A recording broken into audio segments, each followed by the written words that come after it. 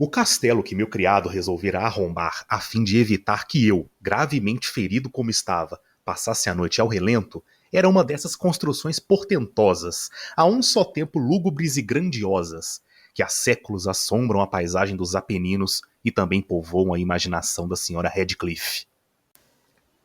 Ao que tudo indicava, o edifício fora abandonado há pouco e de modo temporário. Acomodamo-nos num dos aposentos menores, mobiliado com menos suntuosidade do que os demais e localizado num torreão afastado do castelo. A decoração era rica, embora desgastada e antiga. As paredes, cobertas por tapeçarias, também eram adornadas não só por inúmeros troféus de armas dos mais variados formatos, bem como por uma quantidade excessiva de pinturas modernas, muito vivazes, emolduradas por ricos arabescos dourados.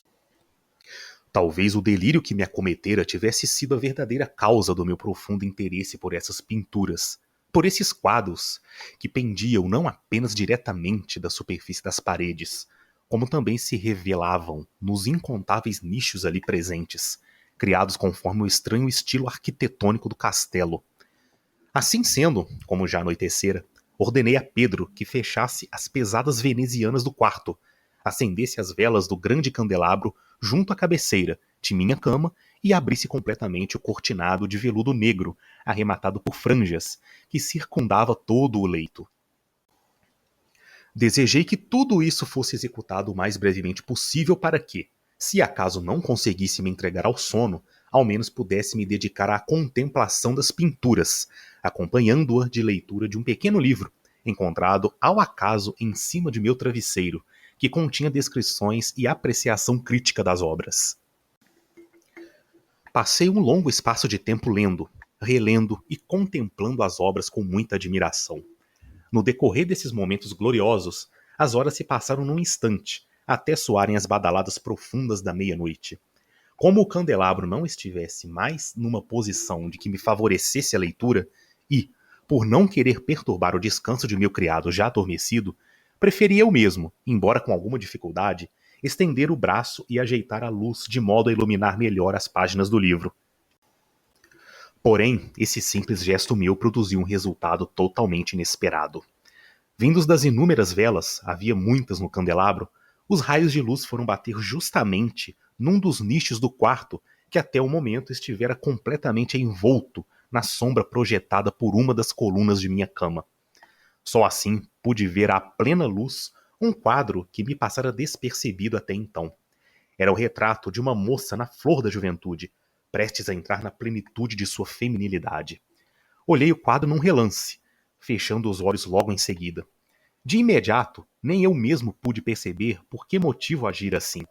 Entretanto, ainda com as pálpebras cerradas, pus-me a pensar sobre a causa desse meu ato. Na verdade, fora um movimento impulsivo que me permitira ganhar tempo para refletir, para me certificar de que meus olhos, afinal, não me haviam enganado, para me recobrar e dominar a fantasia, a fim de poder então lançar-me um novo olhar, com mais calma e segurança. Pouco depois fixei outra vez o olhar na pintura, demoradamente. Dessa vez não havia a menor dúvida de que não estivesse enxergando direito, pois aquele primeiro momento em que a luz das velas incidira sobre a tela servira para dissipar de uma vez o vago estupor que começara a entorpecer-me os sentidos, despertando-me completamente para a realidade a meu redor. Como já disse, tratava-se do retrato de uma jovem. Utilizando a técnica a que se costuma denominar vinete, o quadro reproduzia-lhe apenas a cabeça e os ombros, e assemelhava-se muito ao estilo dos melhores cabeças pintadas por Sully. Os braços, o colo e até mesmo as pontas dos cabelos esplêndidos misturavam-se imperceptivelmente à sombra indeterminada e profunda de que formava o plano de fundo. A moldura era oval e dourada, enfeitada por ricas filigranas à moda mourisca. Como obra de arte, nada poderia se igualar à pintura em si. Contudo, a emoção tão avassaladora e repentina que se apoderara de mim não poderia ter sido ocasionada pela maestria do pintor ou pela imortal beleza daquela fisionomia. E tampouco poderia ter sido fruto da minha imaginação abalada que, desperta de sua semi-sonolência, tivesse me feito confundir a imagem ali representada com a cabeça de uma mulher de carne e osso.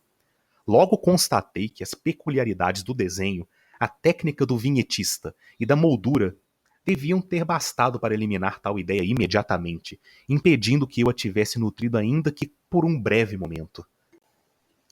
Passei talvez uma hora inteira a refletir sobre essas questões, meio debruçado para frente, com os olhos cravados no retrato.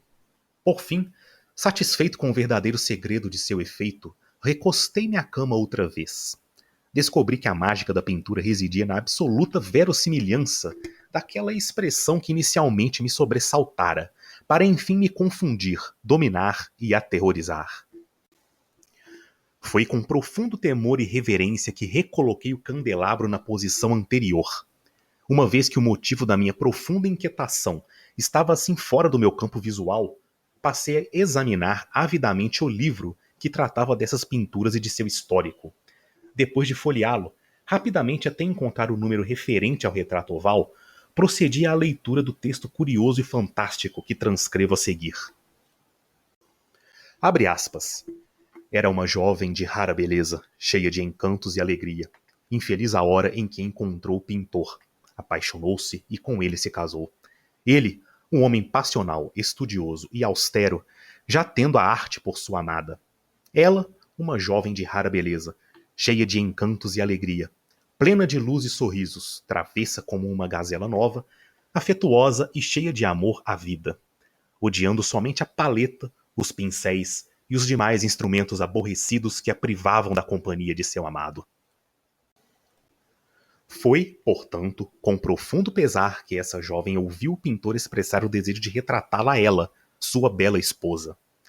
Porém, por ser dócil e meiga, pousou para ele por várias e várias semanas, imóvel em meio à penumbra daquele aposento no alto da torre, iluminado apenas por um único foco de claridade que descia do teto e incidia diretamente sobre a tela, deixando todo o resto na escuridão.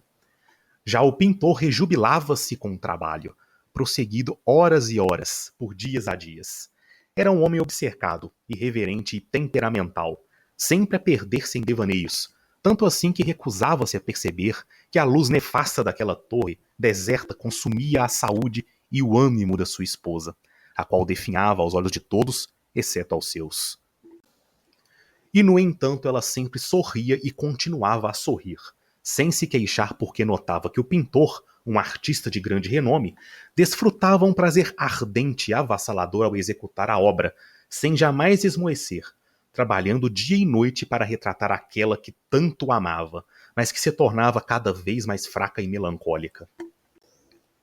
Na verdade, aqueles que puderam ver o retrato comentaram em voz baixa a total fidelidade entre modelo e obra, atribuindo-a a um prodígio excepcional, prova cabal não só da perícia do pintor como do amor profundo que dedicava àquela, que retratava com tanta perfeição.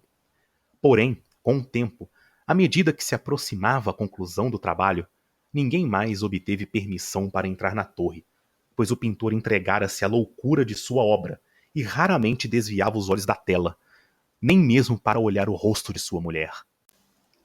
E recusava-se a perceber que as cores que ia espalhando por sobre a tela eram arrancadas das faces daquela que posava a seu lado. Passados alguns meses, quando quase nada mais restava a ser feito a não ser uma pincelada sobre a boca e um retoque de cor sobre os olhos, o espírito da jovem reacendeu-se ainda uma vez, tal qual chama de uma vela a crepitar por um instante. E então executou-se o retoque necessário, deu-se a pincelada final, e por um momento o pintor caiu em transe, estremeceu, ficou lívido e, tomado de espanto, exclamou com um grito: "Mas isto é a própria vida!" E quando afinal virou-se para olhar a própria amada, ela estava morta. Fecha aspas.